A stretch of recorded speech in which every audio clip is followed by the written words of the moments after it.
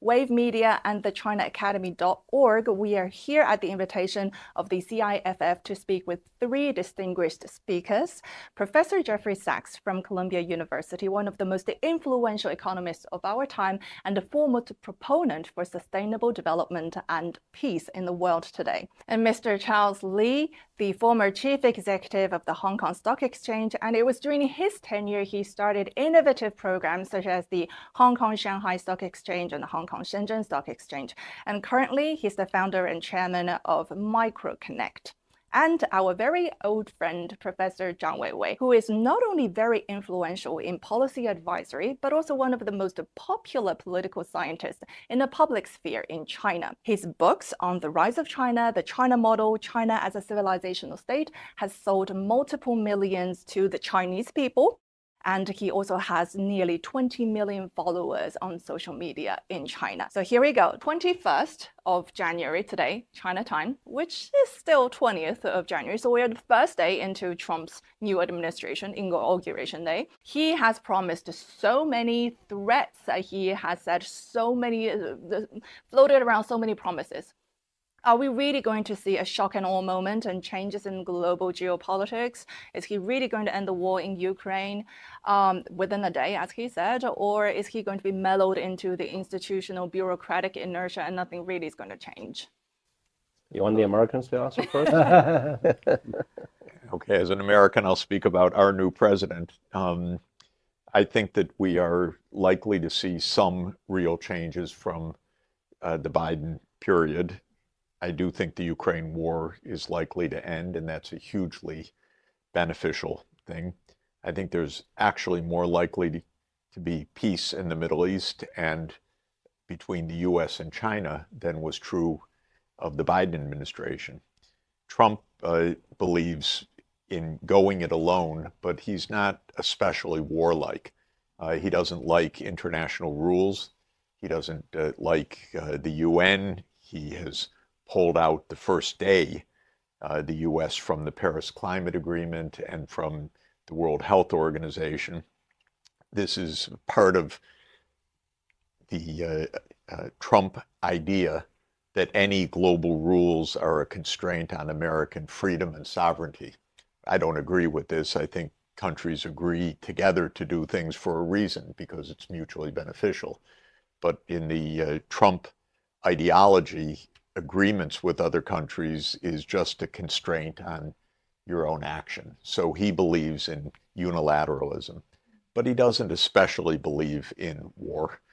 In fact, I think on balance, he will avoid war even more than Biden did. Biden represented the mainstream military-industrial complex of the United States. In the mainstream U.S. approach, war is part of American power. For Trump, I think tariffs, threats, embargoes, isolation, other things are more the arsenal that he likes. Trump is going to be nasty in the Western Hemisphere, probably more than he's going to be in the Eastern Hemisphere. So I'd be more worried today in Canada or Mexico than in China. Let's put it that way. With Canada and Mexico, Trump doesn't exactly know or care where the borders are necessarily. He thinks Canada's part of the United States. He thinks Mexico is a pain in the neck for the United States, and he'll do what he wants to do. And so I wouldn't feel very comfortable being the United States' next door neighbor right now. But when it comes to China, he didn't mention China in the inaugural address. He said he wants peace, and I rather believe that, actually, at least peace among the major powers. I think the other thing to say about Trump is he believes that the United States is exceptional, and he believes that the big powers are different from all the rest of the world. He rather likes big, powerful countries and powerful leaders. And so I think actually whatever he does on trade and tariffs and other things, which will not be friendly necessarily to China, he will want a good relationship with President Xi Jinping. He'll want a good relationship with Vladimir Putin. This is not the same with Biden. maybe also Biden's health or status, we don't know, prevented diplomacy, but Biden was completely uninterested in normal diplomacy among leaders. Trump is much more interested. So it's a mixed bag. Again, if I were Panama, Canada, Mexico, I'd be pretty nervous today. But being in China and in Hong Kong, I think it's a pretty benign start. Nothing surprising, if anything, less antagonistic than one might have expected. Trump says he wants to visit China. That's a good thing. Absolutely. I hope that happens. Trump says he wants peace. I really hope that happens because that's the single most important issue for the whole world. And he didn't even mention in his inaugural all the other threats to the world trading system. So let's see. But first day, we've all survived it. America is now much less bound by international rules, but not going to war, at least between the major powers. I'd like to at least to supplement some of the point first. And I think this is the first day of the Trump 2.0. And I think the whole world is going to be looking at this with tremendous amount of interest and anxiety, and some corners with pleasure. I think in my mind, what is really going to change from now is that the norms or the sort of a rule or order that we have been all used to for the last 50 years are going to be changed. And because so essentially he is going to, the new administration is going to disrupt that norm or that order. And so it's all the issues. That order obviously was originally established and maintained by the United States, and the United States is the biggest beneficiary of that order. Yeah. And I think that is no longer believed in America. And obviously, with that norm being disrupted, the whole world is going to look very, very differently, because either you are a beneficiary of it, or you grow into a comfort with it and be able to, secure your good positions in there. But now that is going to change, and that require you to respond. So I think, the world is just going to have a complete upside down in many, many ways.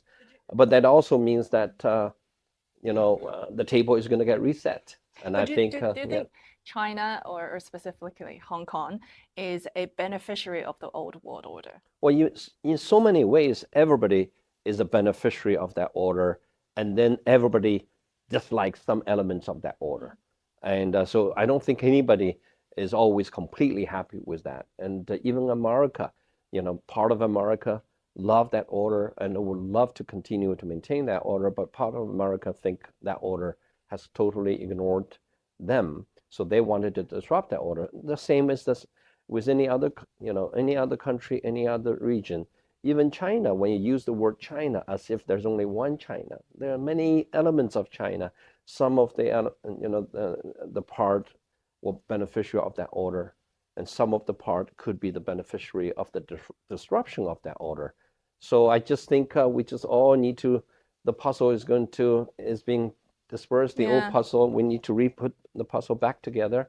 And I think it's a much more interesting world. And it's a world that's full of challenges, but you need to be agile and adapting. And it is not a world that you can just, like the old one, that you can stay there. And so a lot of things could change. Professor Zhang. And it reminds me of the allegedly very famous remark made by Henry Kissinger. It's dangerous to be the enemy of the United States, but it's fatal to be the ally of the United States. And when I look at this situation, as you mentioned, Canada, Denmark, and Greenland, whatever, this remark comes to my mind.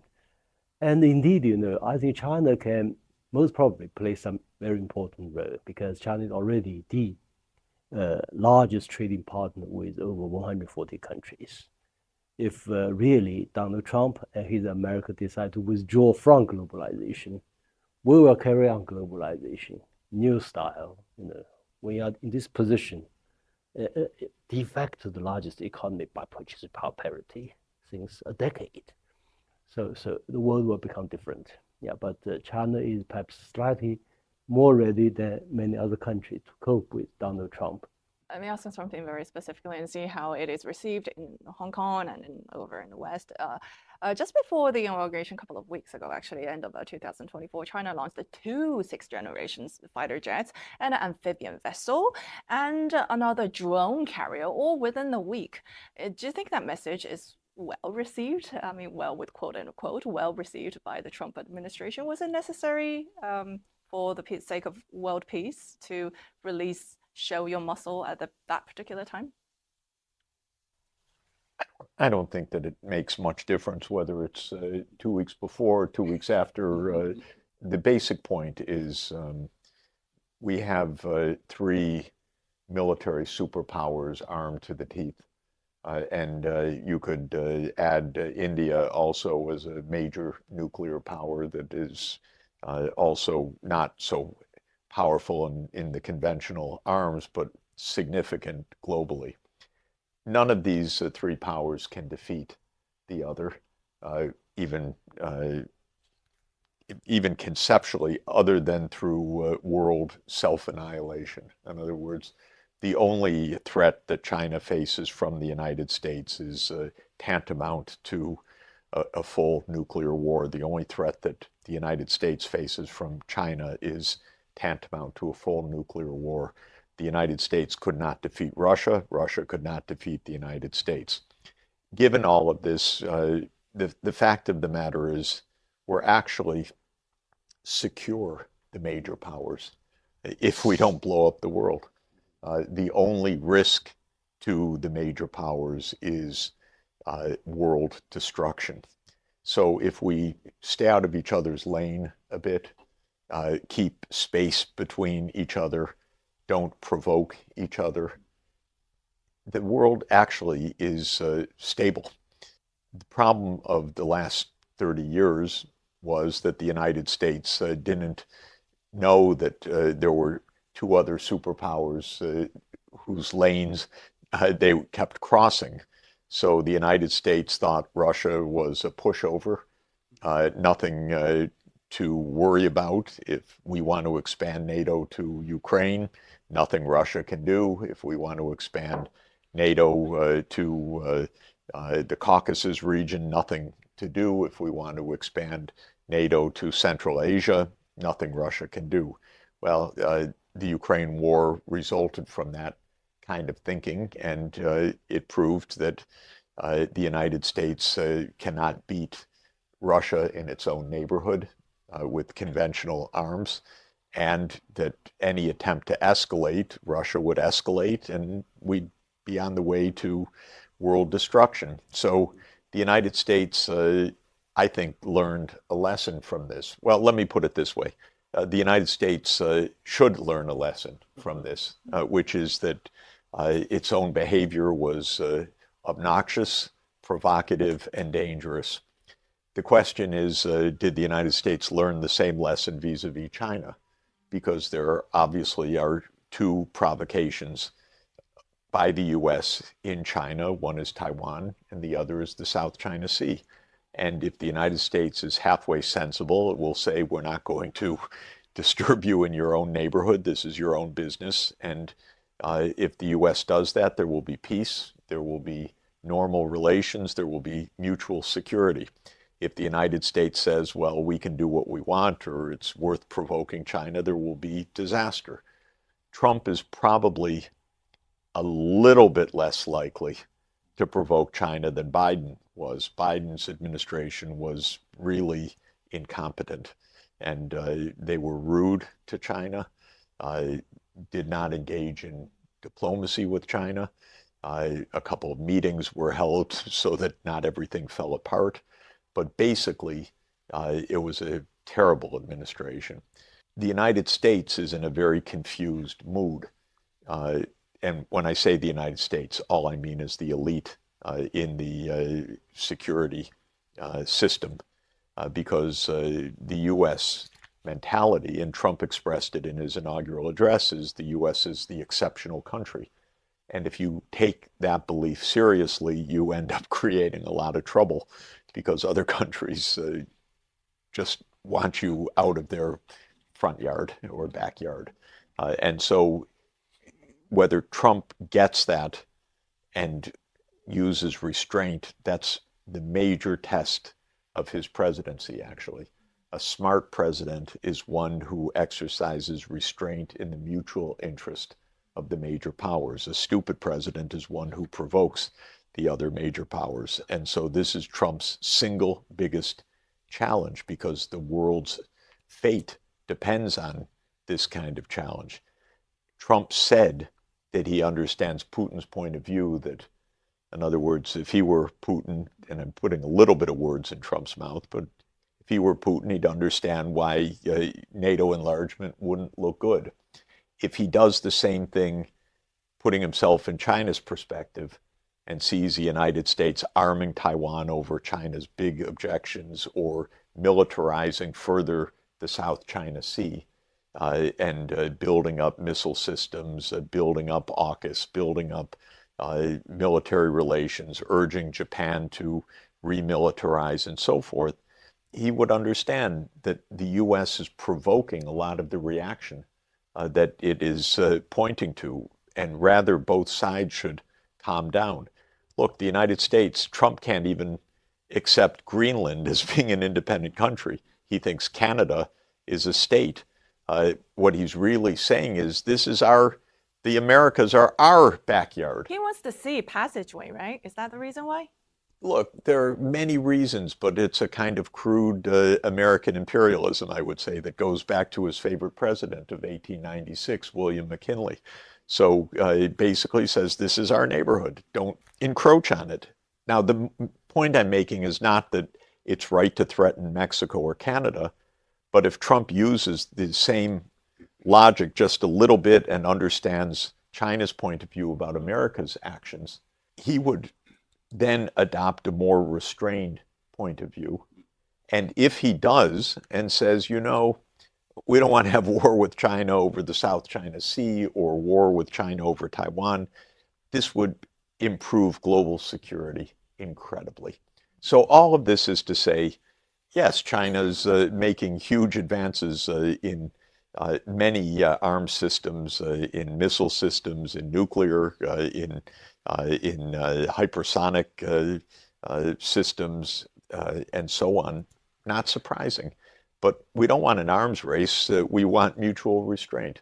And this is really the question of whether the two sides can be smart enough to say, if we back off a little bit, don't encroach on each other's core interests, then the tensions will come down and we could actually make more money, have a better life, have more security, and so on. But I agree that the big powers are wise enough, and I at least hope that they won't really engage in a pattern of activity that ultimately lead to mutual destruction.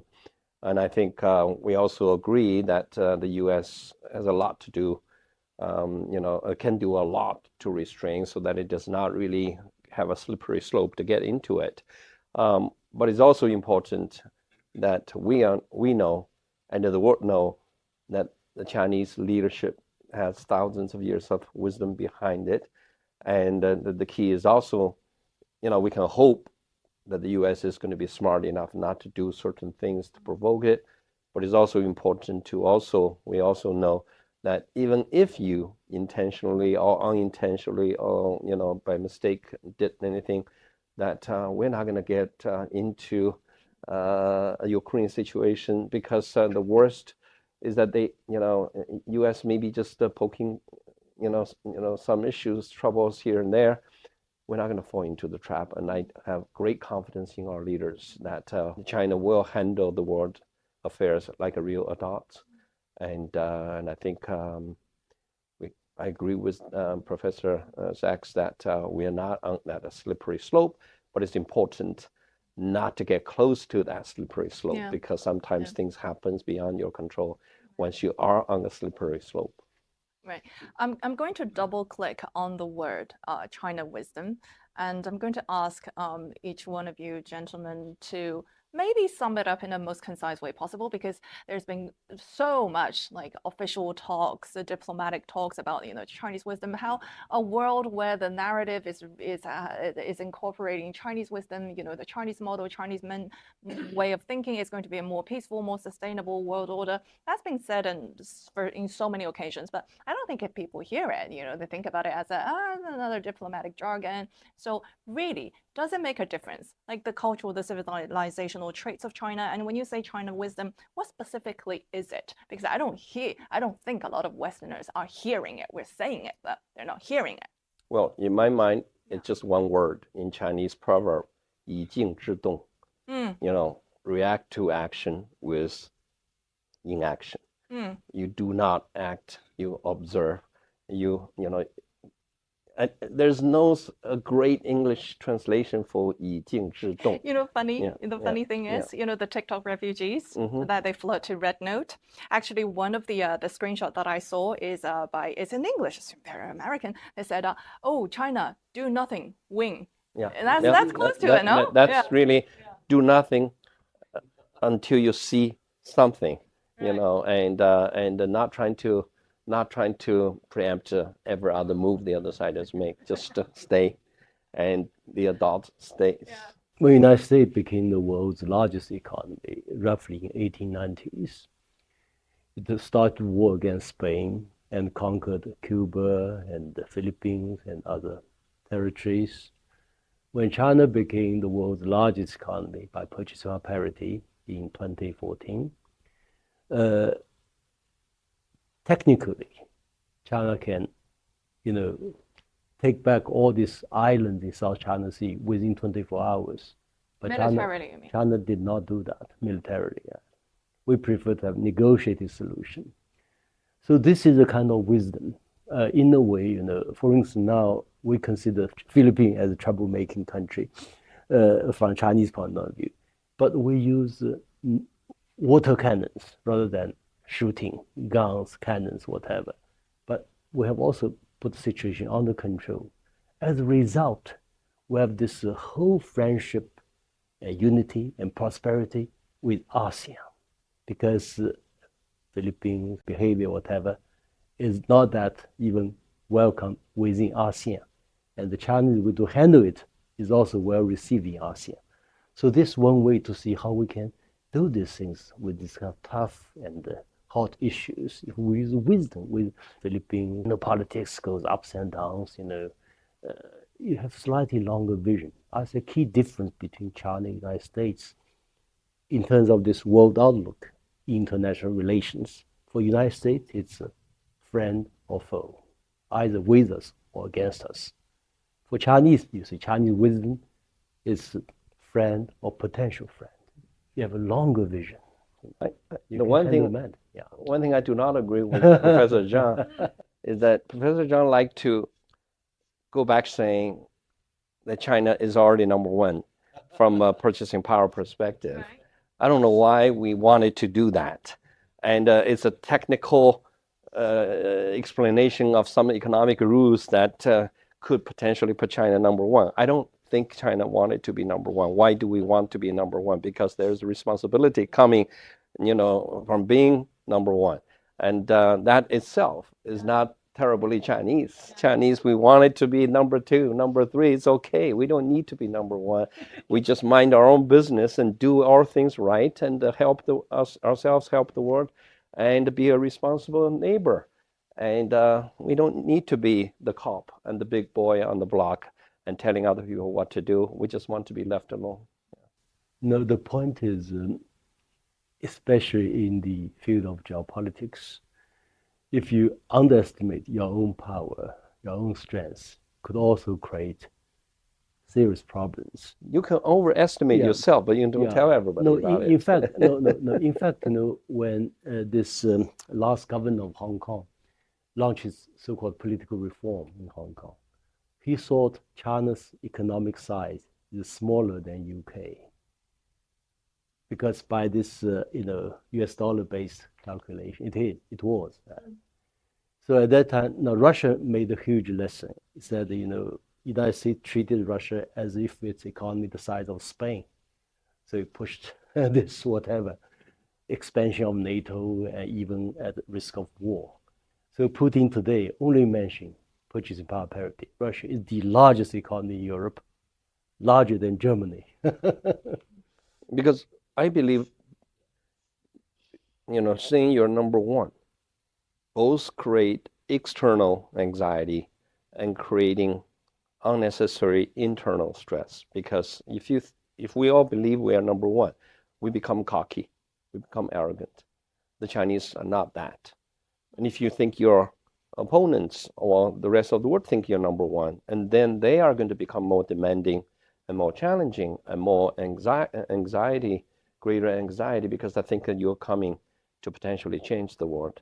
And I'm very happy, at least in my life, I'm very happy always to be number two, number three, never one. So I want Professor Sachs sitting in the middle, and we are surrounding you and paying deference to you. But do you think that some level of confidence or cockiness is necessary for China now? I mean, I don't know. I mean, I hear things left, right, and center that I get confused as well. Is the Chinese economy still strong, going strong, or is the Chinese economy hitting some sort of or going off some sort of a peak with the real estate market is down, the stock market is down, the consumer confidence is down? I mean, which way is it? I don't know.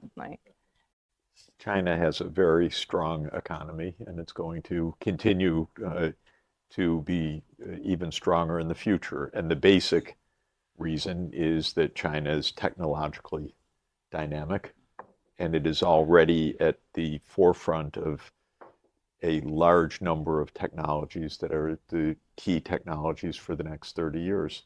Electric vehicles, zero carbon energy systems, fourth generation nuclear, of course, battery supply chains, hydrogen economy, advanced shipping, 5.5G. These are the technologies that the world needs to make the energy transformation, to make the digital transformation.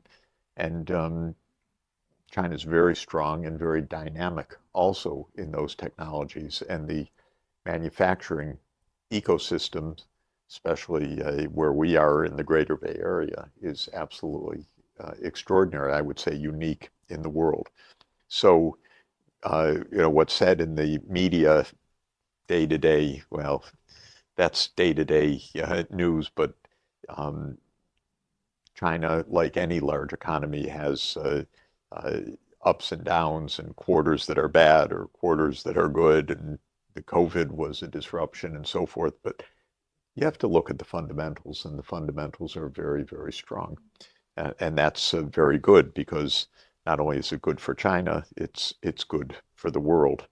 I do want to come back to this question about China's statecraft. And just to say, of course, we can theorize, but I would point to two historical facts that I think are positive and important. First, China hasn't been in any war for more than 40 years. This is extraordinary. The U.S. has been at war basically every day for the last 40 years, and usually in a number of places. China had a 1-month war with Vietnam in 1979, and since then. And that kind of long peace is, I think, the best evidence we have about China's statecraft right now. There's another historical piece of evidence that I personally believe in, though it's argued and debated among historians and scholars, and that is there was a long, long period of several hundred years, basically 500 years, of what has been called the Confucian peace in the region of China, Korea, Japan, and Vietnam, lasting really from the beginning of the Ming Dynasty until the British invasion of China in 1839 and the First Opium War. And so this long period almost had no war at all. Now, China was undoubtedly then, whether it's PPP or market prices, though the concept didn't exist of GDP, it was by far the dominant power. But China didn't invade Japan. China never in its history invaded Japan, except when the Mongols were briefly running things from in 1274 and 1281. Other than that, for 700 years, it was never an invasion from China to Japan. China never invaded Korea in its history, as far as I know. China invaded Vietnam, yes, 6 centuries ago, in 1410 or so. So this is a long, long peace. And I think that is part of China's statecraft. It is part of a Confucian order, if one could call it that. I believe that that's true. Some of my colleagues in the US say, oh, no, that's not true. China has to be like every other country, which in their mind is war all the time, because in America it's war all the time. And why? Well, Europe has been basically at war for 1,000 years. And the fundamental difference is China unified and mainly stayed unified for 2,000 years, whereas Europe was fragmented. Then it colonized other parts of the world, and they fought. Even Donald Trump in his inaugural address, he expressed the kind of 1950s happy vision of America, that we fought our way across the continent. It was a very bloody bunch of conquests by colonial power. We're not supposed to say that in Trump's America, but the truth is it was an expansionist imperial period. And that's a different history from China's history. So bottom line for me is there really could be a big difference of statecraft. China, cautious, friends or potential friends, and this makes a lot of sense. We had one sensible president during my lifetime, which was President Kennedy, who tried peace, and he had a very wonderful line. He said, across the gulfs and barriers that now divide us, we must remember there are no permanent enemies. Hostility today is a fact, but it is not a ruling law. And so he talked about the fact that don't think about enemies and friends, but when you get to Biden, it's all, you're our friend, you're our enemy. And that's the mentality that's so dangerous. Can I move on to something that perhaps compared to the history, the philosophies that we're talking about, perhaps a little bit trivial, but we've been collecting questions online and from our network of friends and media. We received like hundreds of them, but one specifically that kept popping up is about TikTok. Yeah. And it's very topical. And I know in the inauguration speech, he didn't mention it, Trump didn't mention it, but he had like a reality show style, sort of like a meet the press Q&A throughout the day. And listening on some of it. And the major part about China is about TikTok, about ByteDance. And I suppose it's worthwhile discussing because it potentially sets an example of many of the economic wars and the commercial wars to be fought between China and the US in the coming, and potentially in Hong Kong too, because Hong Kong sits in between the international financial order and the market and the mainland. So what is your expectation on what's going to happen? I mean, he called off the ban for 90 days and he says, you're going to make money in the US and we're going to own a part of it. Is China going to give it up? I mean, where do we stand on this? A lot of people are asking. I think there's clearly a dichotomy between what TikTok is being perceived and dealt with politically, and what has really in TikTok being perceived and used in reality. I think in politics, the reason it was banned and is all because they think it's from China, but most ironically has nothing to do with the Chinese government or anything to do. This is purely technologically, it's just an application that grows on its own, like any other social media that we are now taking granted in our life. It has really nothing to do, it's the most detached from reality is to think somehow TikTok is part of the instrument of China. And but that precisely, it is not that, but the government, the US political system somehow take that into something that is completely is not. and then using that as a basis to actually take that decision, even forcing China, if the government actually indeed, or the China indeed did that, you could say that you could negotiate with China. The Chinese government or the state has nothing to do with the rising of that. And then in reality, it is probably the most widely used Chinese product ever in history, globally, and in America. It is that economy, that the political action taken, which has no real political solution to it, is creating a dramatic and completely unanticipated, underestimated reaction from your own population. Is that as big a deal? One of the most remarkable parts of this is that everyday Americans are dealing with everyday Chinese directly through red note. That never happened before. And so, you know, as a professor, I'm always interested in my students, knowing Chinese students and so on. But suddenly, this is at a scale of tens of millions of people nobody told them make the connection. They're making the connection on their own, and they're saying, "We're friends. What are they doing up there, dividing us?" So it's actually showing off your cat. Yeah, it's actually extremely interesting and a positive phenomenon. What's happened in the last couple of weeks? If they had done it, most of the people probably never thought this is a Chinese product. Exactly. Yeah, because the name itself has nothing to do with China, right? Yeah. For one thing, it shows, you know, how detached from their own people, these American politicians, lawmakers, and detached from the Chinese people, from other peoples. This is a problem, you know. And if, as Donald Trump said, you know, it would be happy to have, you know, joint venture with 50% ownership. My understanding is it's about 50% ownership of TikTok America, not TikTok Global. And then it's a matter of negotiation with ByteDance, the parent company of TikTok. And then it had to do with whether there'll be a transfer of technology, had to do with algorithm, etc. But then there'll have to be approval from the Chinese government.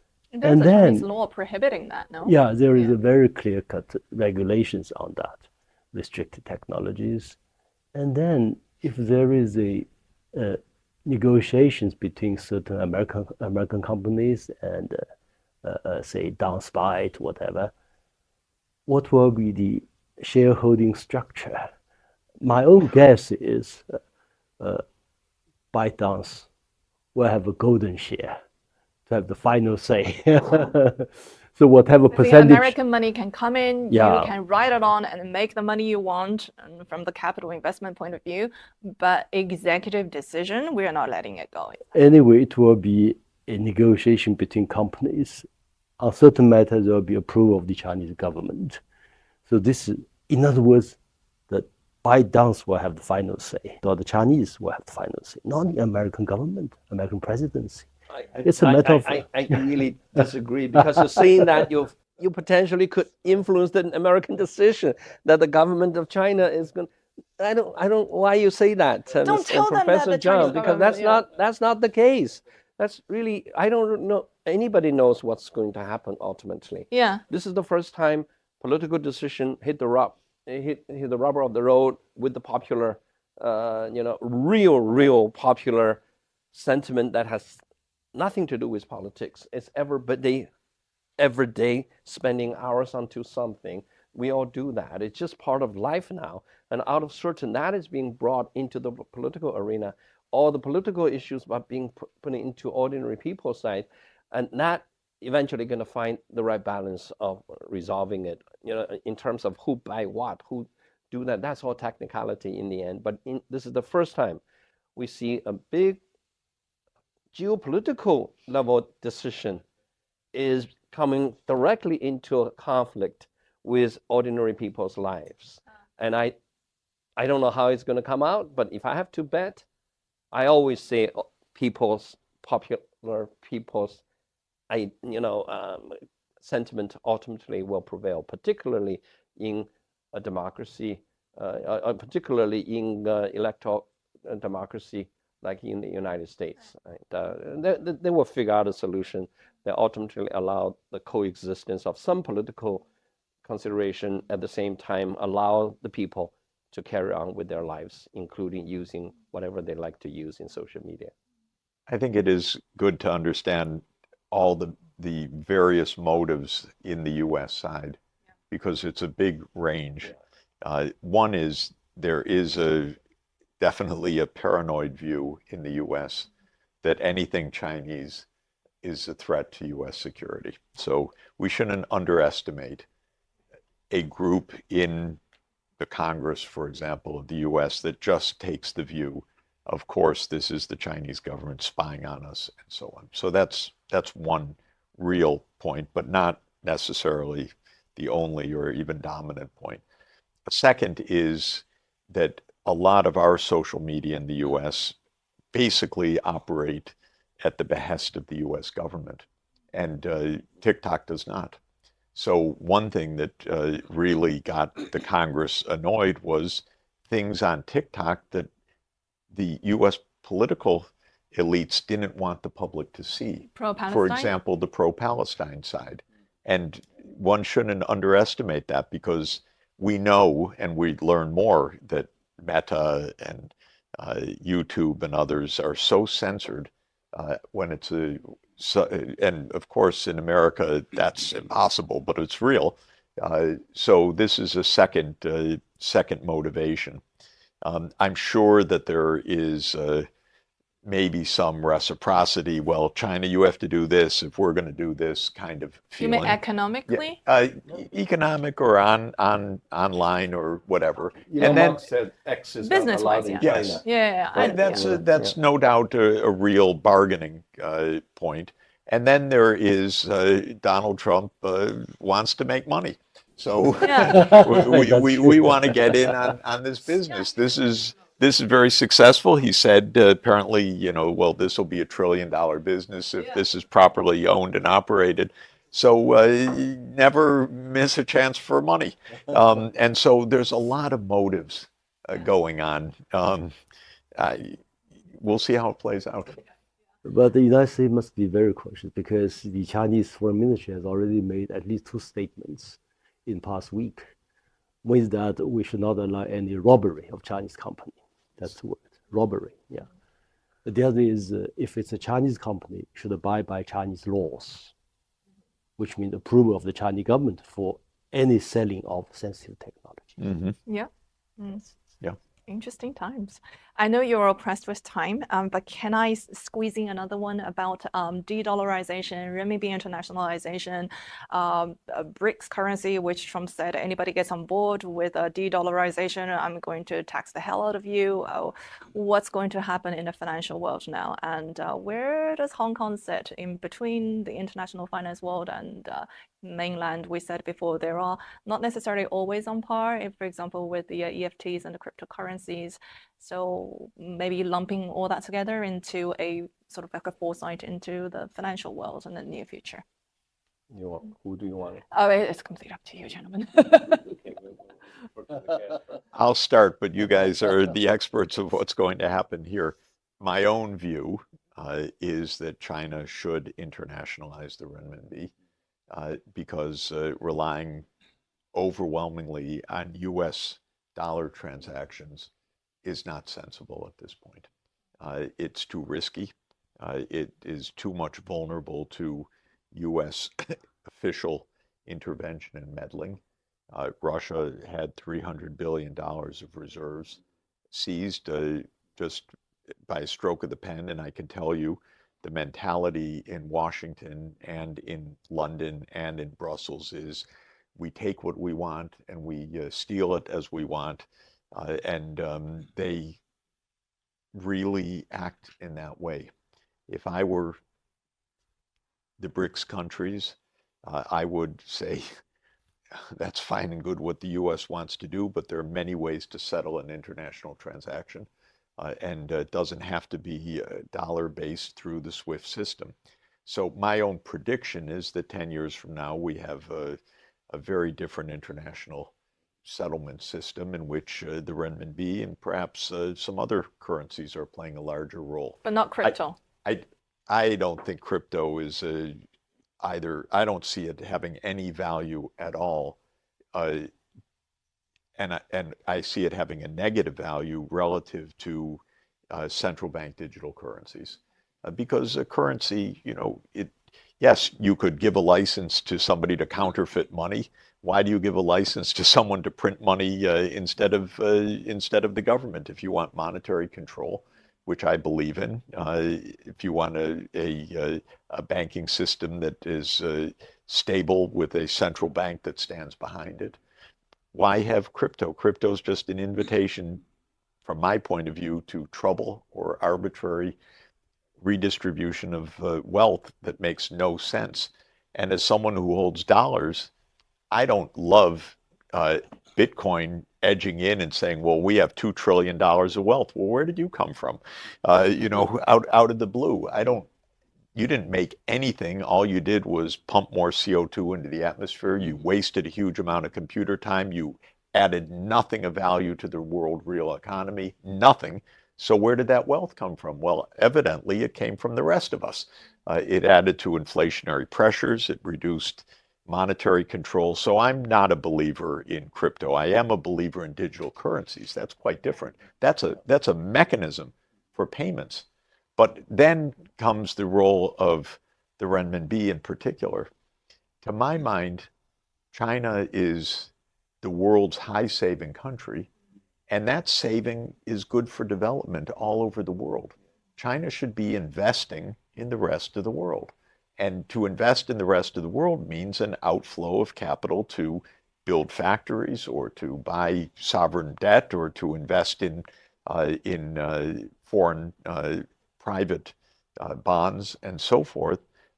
And that means the renminbi denominated assets. That means Hong Kong being the center, I think, for finance for outflows from China. Outflow is not a bad thing. It means China buys up a lot of the productive assets in other places in the world, which is good for China and good for those places where China is investing. It's a win-win proposition. It's not a zero-sum proposition.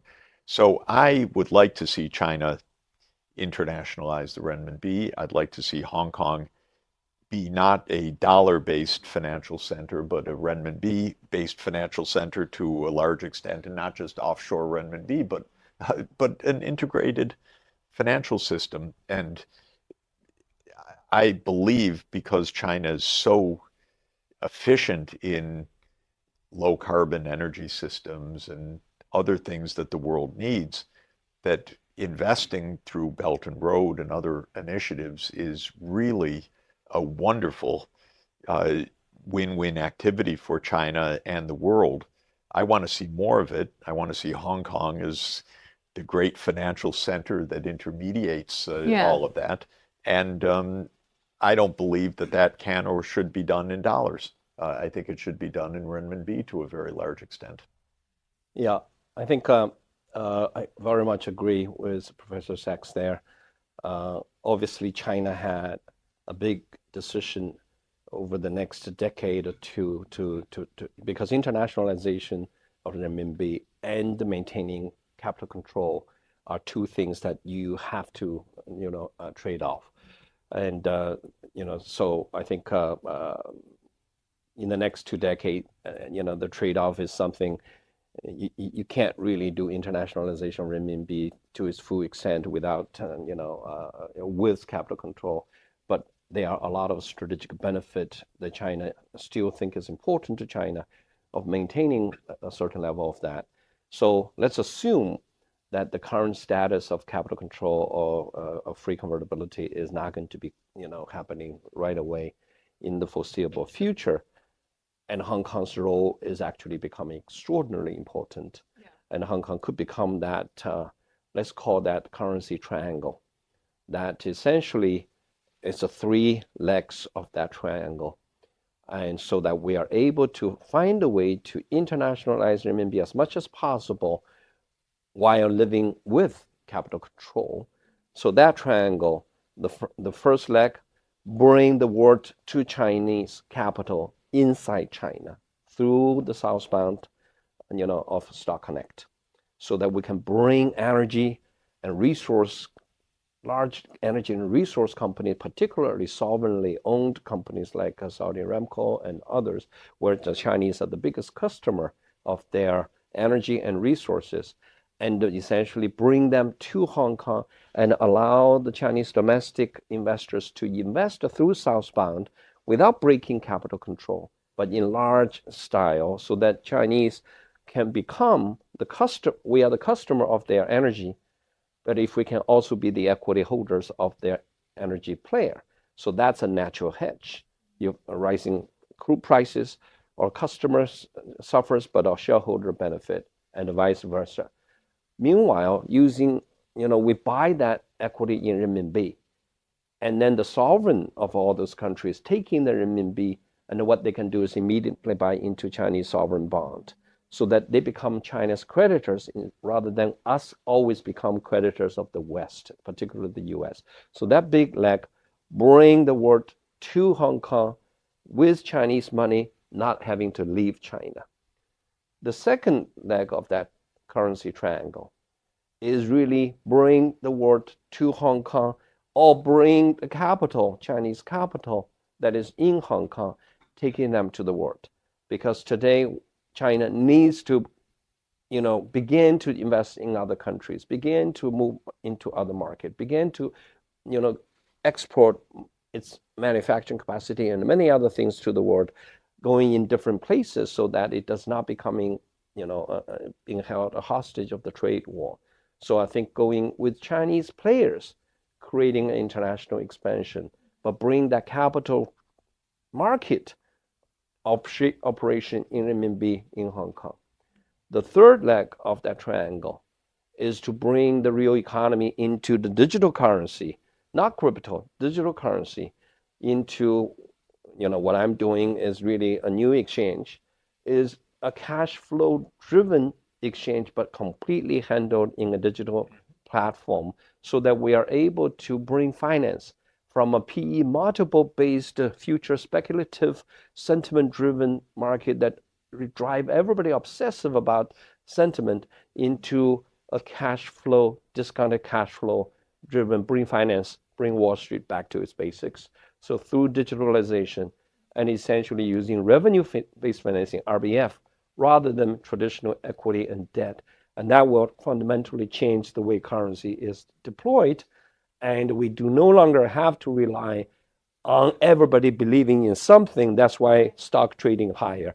Rather than, if we can't see the future clearly, let's look at a much shorter future, which is really a limited window, discounted cash flow driven digital financing that really allow all sorts of little guys using little revenue streams as underlines of financial transaction, so that we no longer have to only invest in stocks, which are only 40,000 companies in the world that are traded in the global exchanges. So essentially, hundreds of trillions of dollars are trading literally only tens of thousands of underlines. And, we are all looking at behind us. If there's a big line behind me buying the stock, I will buy 20 times So it's all PE. speculation. It's all speculation. Yeah. Now we find nobody's behind me. That's why everybody's running out of the market. Is that also Chinese wisdom in terms of how it materializes in the economic sense? That I just add one example to support their views. Yeah. That is, at this particular moment, Chinese companies are going abroad in largest, massive scale. So Hong Kong can play a very important role in providing legal and financial services. Having said that, I want to come to another point that has to do with a view presented by your friend, former Greek financial minister Yanis. He said, because of this digital currency, payment system, and big data, etc., China and United States now represent two approaches, very different, which may represent two different worlds in the future. He said one is represented by SWIFT, which is a highway full of holes, yet many people still using it, full of traffic. Another represented by Chinese payment system and Chinese digital currency with a super new highway, not very much used yet.